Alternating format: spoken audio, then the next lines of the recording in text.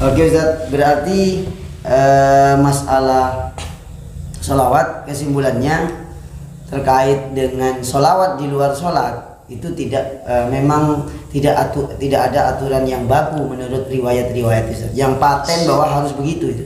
Tidak ada.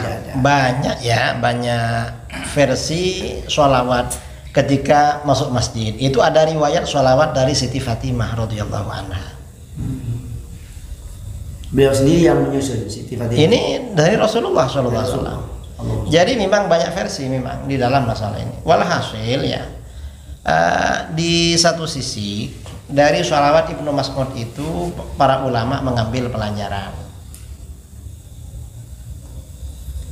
Pelajaran dari mana? Di dalam Al-Quran kan ada perintah litu'minu billahi wa rasulihi wa tu'azziruhu wa tuwaqqiru. Kalian beriman kepada Allah dan Rasulnya, dan kalian menolong Rasul dan mengagungkan. Yang dimaksud mengagungkan Rasul ini berarti kita kan harus tahu keagungan beliau. Ya termasuk memuji. Karena ini kita ini wajib mengagungkan, maka Abdullah bin Mas'ud, Sayyidina Ali dan sahabat yang lain mencontohkan gimana menyusun sholawat. Di dalam narasinya itu, di dalam redaksinya ada narasi yang menggambarkan keagungan Rasulullah SAW. Jadi begitu. Karenanya para ulama berlomba-lomba menyusun sholawat. Ada sholawat nariyah, ada sholawat fatih, sholawat tibil qulub dan lain sebagainya. Nah, narasi-narasi yang ada di sholawat itu kan sebenarnya gambaran keagungan Rasulullah SAW. Dan itu dasar-dasarnya Al-Quran dan hadis. Sebagian saudara-saudara kita yang suka membid'ahkan menganggap itu bid'ah dan syirik, padahal gak syirik itu. Ini kan mencontoh apa yang diteladankan oleh para sahabat kan. Dan ini para ulama kita yang menyusun sholawat yang berbeda-beda itu pahalanya besar, karena mereka masuk dalam hadis man sanna fil Islam sunnatan hasanatan. Itu sunnah hasanah para sahabat. Ini termasuk sholawatnya Imam Syafi'i ya. Ini diriwayatkan pertama kali dalam kitab ya, kitab yang agak lama menyebut sholawat ini Ibnu Qayyimil Jauziyah. Imam Ibnu Qayyimil Jauziyah punya kitab berjudul Jala'ul Afham fi sholati wassalam ala khairil anam. Nah, ada muridnya Imam Syafi'i bermimpi setelah Imam Syafi'i wafat. Ditanya, gimana keadaan sampean? Saya diampuni oleh Allah. Kenapa diampuni? Karena sholawat saya yang ada di dalam kitab Ar-Risalah. Akhirnya, dan sholawat yang ada di Ar-Risalah itu tidak maksur, susunan beliau sendiri. Dan beliau ulama salaf. Nah, karena sholawat ini Imam Syafi'i bermimpi ya, ada ru'ya manamiyah, diampuni oleh Allah. Akhirnya sholawat Imam Syafi'i yang ada di dalam kitab Ar-Risalah ini diambil ya oleh para ulama-ulama kita menjadi narasi sholawat yang ada di dalam tahlilan. Surah Abdullah surat ala asmakhluqatika.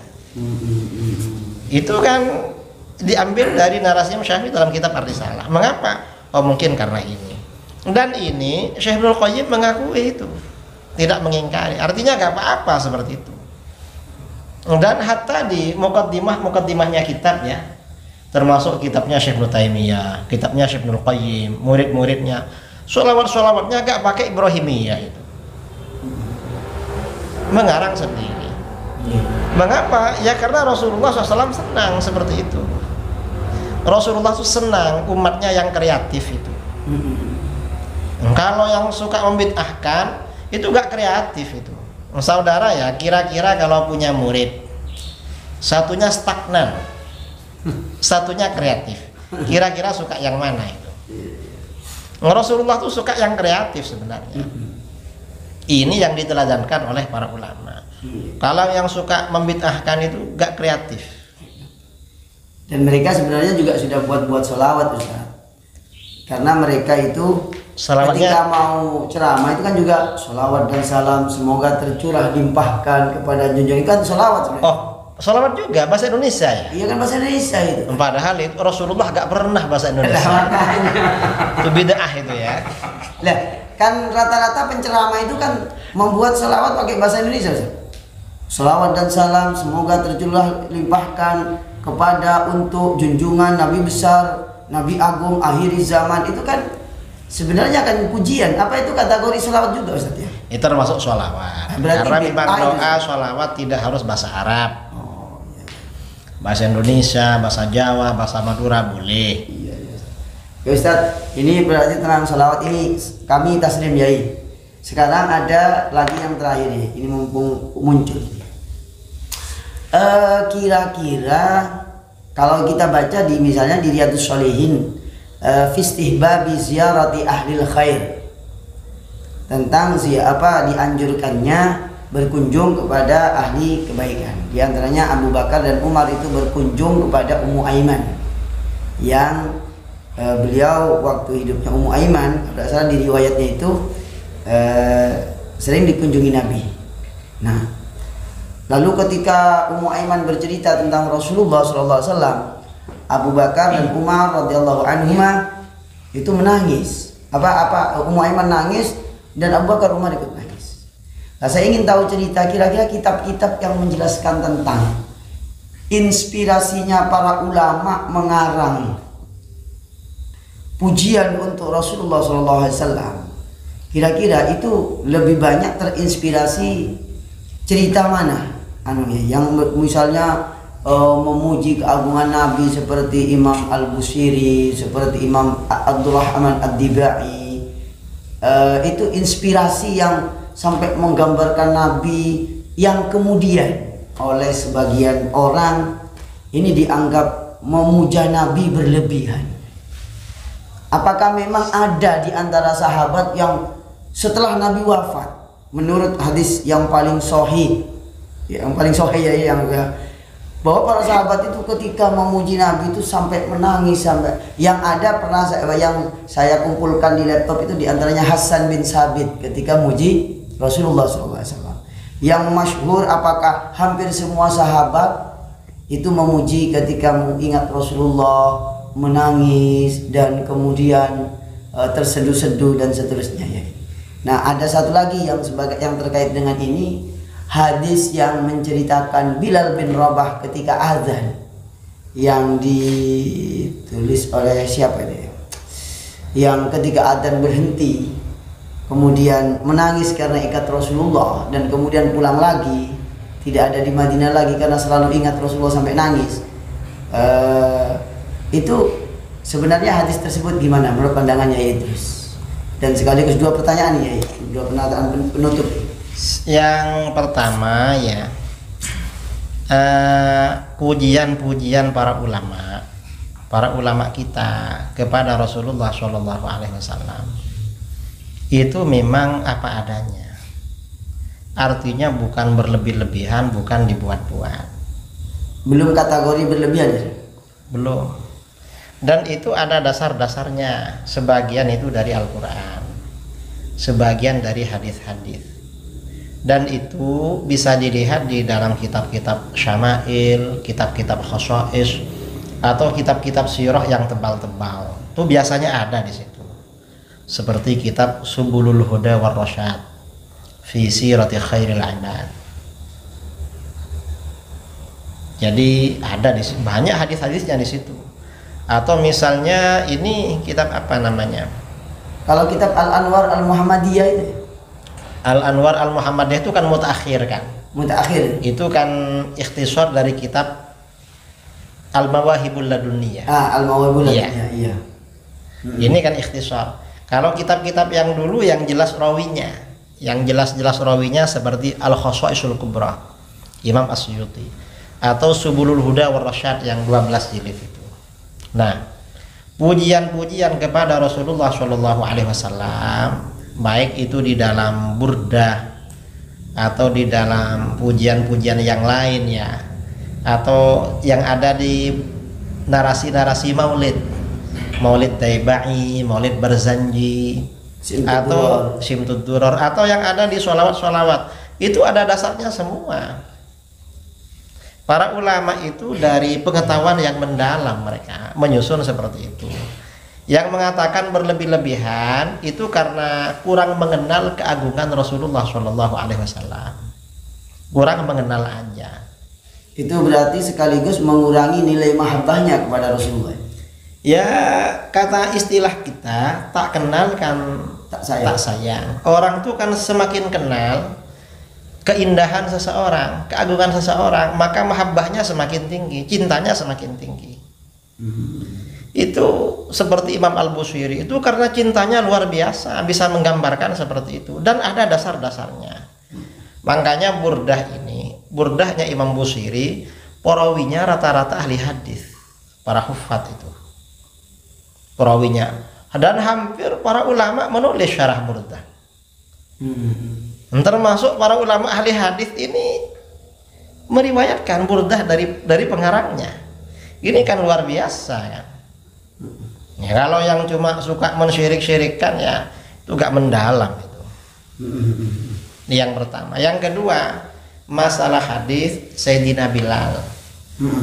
Sayyidina Bilal itu sebagian ulama itu mengatakan hasan atau sahih.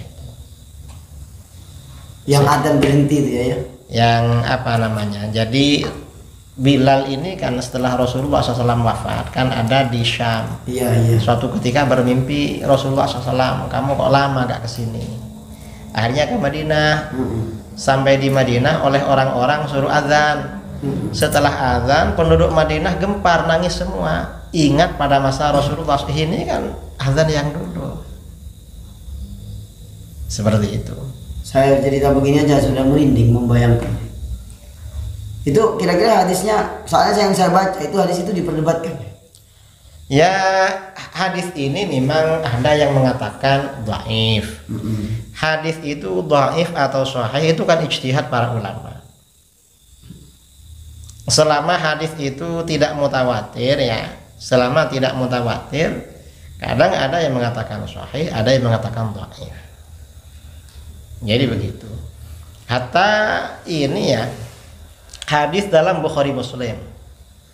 Kalau hadis Bukhari Muslim ini kan kita meyakini sahih. Tapi ulama Wahabi, Al-Albani itu beberapa hadis didhaifkan malah di Bukhari Muslim. Termasuk yang mu'allaq ya? Apa? Yang mu'allaq. Yang enggak mu'allaq. Ya, bukan apa? Hadis-hadis Bukhari Muslim banyak didhaifkan sama Albani itu. Albani. Nah, ini kadang-kadang orang-orang yang Wahabi mengkritik kitab Ihya Ulumuddin karena hadisnya banyak yang dhaif. Loh, Bukhari Muslim didhaifkan sama Albani sebagian. Apa mau kita tolak Bukhari Muslim? Kan enggak kan. Bahkan kitab Sunan Arba'ah, Abu Dawud, Tirmidzi, Nasai, Ibnu Majah, yang maudhu itu ada kata para ulama. Apa kita tolak?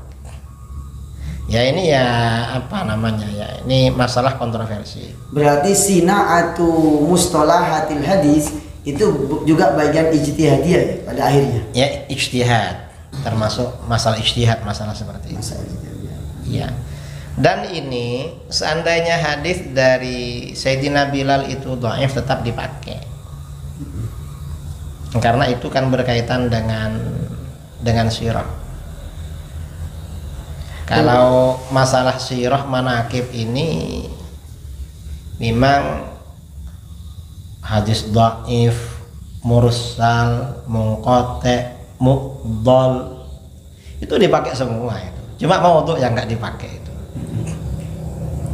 Nah, terakhir ini menarik, saya mengumpulkan data-data. Jadi kata Imam Al-Iraqi wal ya'lamit talibu an-nasiyara ya jama'u ma sahha wa ma qad unkira.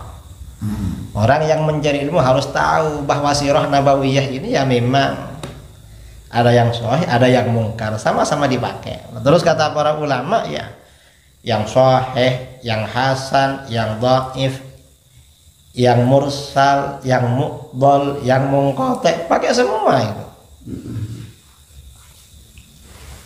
Sekarang ini yang paling akhir mungkin yaitu tentang Ka'ab al-Ahbar. Ka'bul Ahbar. Iya, Ka'bul Ahbar itu banyak dikutip oleh para ulama.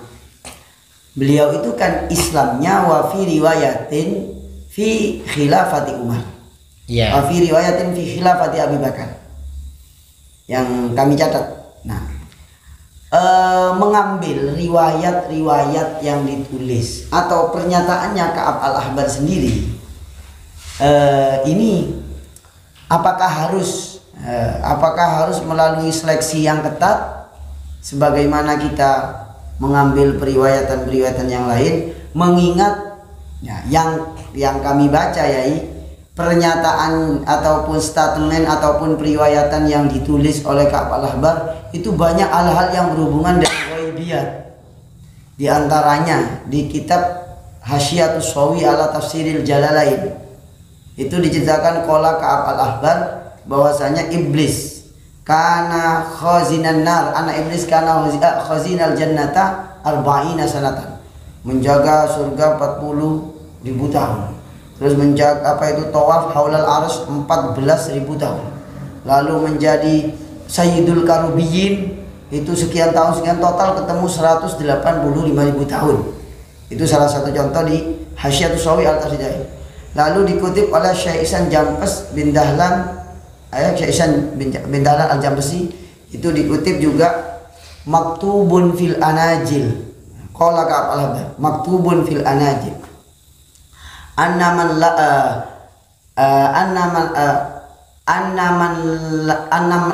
la yarham la turham, atau kalimatnya lengkapnya itu kadzalika tarham turham wa kaifa tarju ayyarhakamallah wa anta la tarham ibadallah. Tapi beliau itu yang dikutip maktubun fil anajil, dan saya juga punya catatan banyak itu. Saya tertarik dengan kalimat-kalimatnya yang unik-unik. Nah, menurut Kiai Idrus, sosok Ka'ab al-Ahbar dan sikap kita menerima pernyataan dan riwayatnya itu seperti apa dan harus bagaimana? Pertama, Ka'bul Ahbar ini sebelum Islam ini termasuk ulama ahlul kitab. Yang ahli memang yang banyak kan ya, yang banyak membaca kitab Injil. Memang kitabnya dulu ketika masih Bani Israel itu. Yang pertama. Dan memang yang kedua, kita akan diperintahkan bertanya pada ahlul kitab.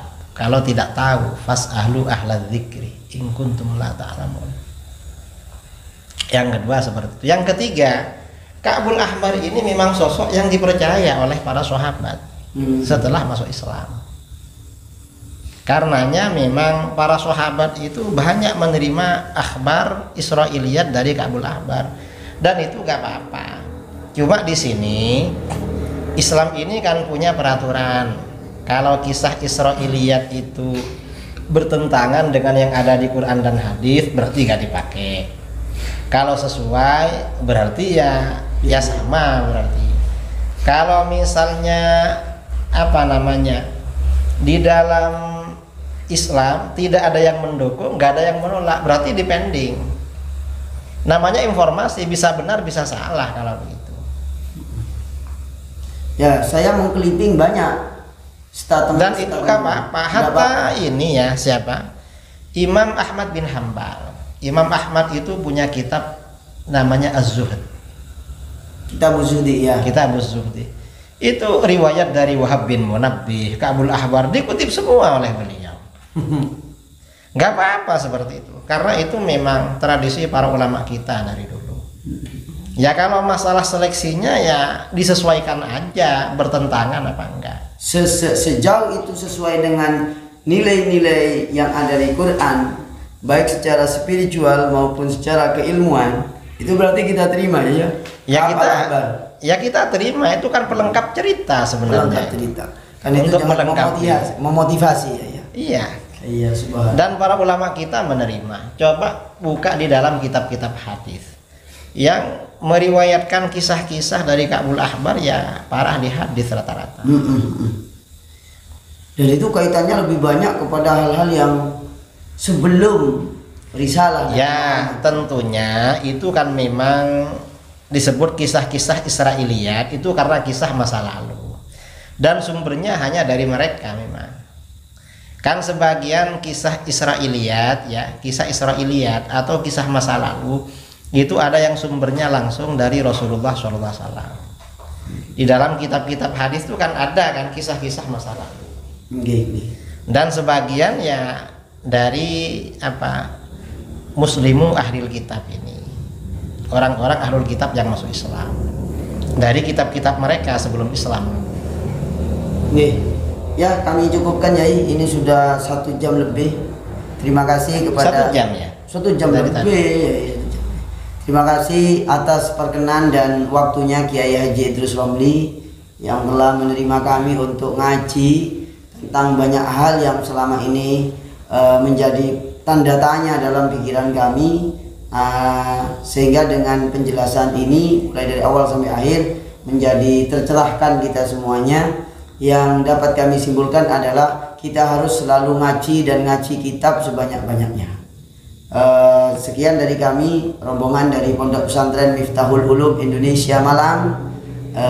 Kami mengucapkan terima kasih. Semoga Kiai Haji Idrus Romli diberikan sehat, panjang umur dan berkah, dikabulkan hajat dan cita-citanya sekeluarga, dan semoga kita senantiasa mendapatkan berkahnya, berkah ilmunya, berkah bimbingannya, berkah segala-gala kebaikan yang beliau tularkan ke seluruh pelosok negeri dan sampai ke seluruh penjuru dunia.